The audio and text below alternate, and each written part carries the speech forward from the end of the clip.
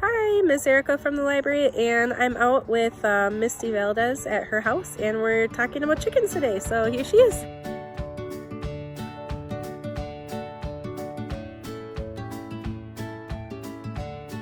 Hello, it's Misty Valadez. These are some of my baby chicks.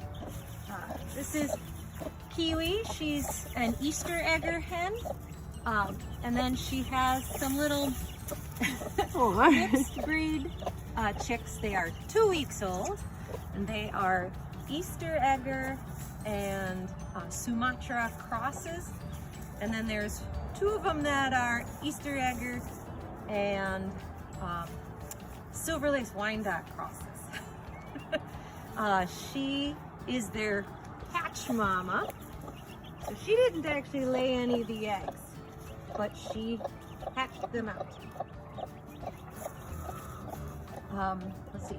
So she like sat on them? She sat on them. Okay. Chicks take, on average, 21 days to hatch from the egg time till they come out. Okay. Give or take 24 hours. These guys all hatched within literally 24 hours of each other. You can see that they have their wings feathers growing in already, and they got little tail feathers, but they still have like their down like fluff. Yeah, I'm good. And we have no idea if they're hens or roosters yet. We won't know for a couple months. Okay.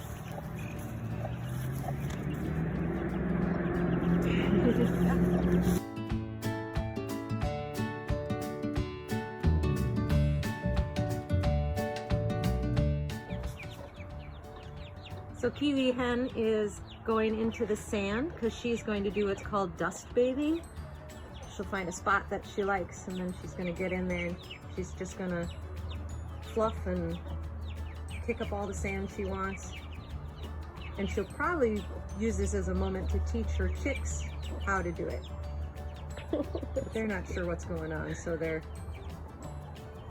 So that's kind of how one of the ways they clean? Yep, that's how they clean themselves. And it helps eliminate any potential like mites or lice or, you know, things that you can pick out when you're hanging out in the woods. And yeah, it's just the way they clean. Okay. Huh, cool.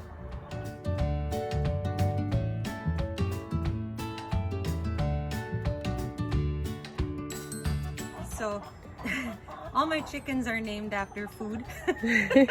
This is Nightshade, which, well, she is a sapphire gem. That's the type of breed she is. And she lays a light brown egg. Okay. And she's like, put me down. So this pretty hen, and she is a hen, even though she has a big comb, she's an older hen. So she is a speckled Sussex. Ooh. Yeah, and her name is Eclair. Because we thought she has brown and white and chocolate looking colors. Yeah. So this is a silver laced Wyandotte. I think her name is Chia, like chia seeds. But if you can see, they say silver laced because she's got the white, and then the trim on her feathers, it looks like all lacy. Pretty.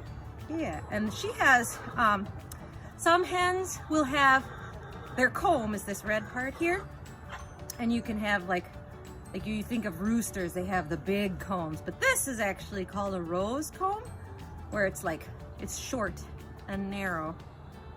Yeah. Okay, and she's done. So this is Butter.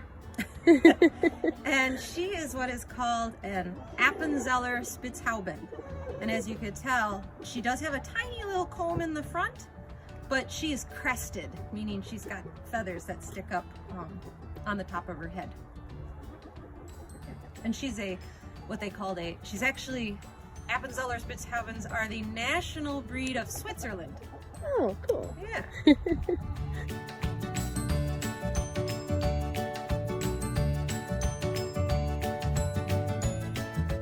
So general care, the first thing you do before you even get chickens is you find out if you can legally have chickens where you live.